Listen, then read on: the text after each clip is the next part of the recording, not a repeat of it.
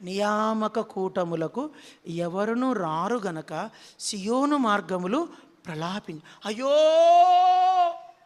ఎవరు రావట్లేదు సంఘ ప్రార్థనకు, అయ్యో.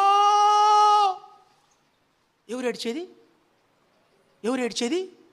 మనిషి కాదు, ఆ గుమ్మము.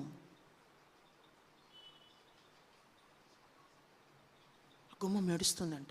అయ్యో, అది వ్యాకుల భర్త. వ్యాకులం అంటే అర్థం తెలుసా? వ్యాకుల భర్త అంటే భర్త చచ్చిపోతే భార్య నెత్తి మీద బూడిద పోసుకొని ఏడుచుకుంటూ కూర్చుంటుందంట. అయ్యో, నా పెనిమిటి పోయాడు, నా పెనిమిటి పోయాడు.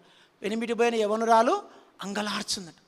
అయ్యో, నా భర్త లేడు, అయ్యో, నా ప్రజలు మందిరానికి రావట్లే. ఒక్కటి నేను చెప్తున్నాను, నువ్వు సంఘ ప్రార్థనను తృణీకరిస్తున్నావంటే దేవుడు నిన్ను తృణీకరిస్తాడు. ఎంత కష్టం ఉన్నా, ఎంత బిజీ ఉన్నా, ఎంత ఇబ్బంది ఉన్నా సంఘ ప్రార్థనకు రా, దేవుడు నిన్ను ఆశీర్వదిస్తాడు.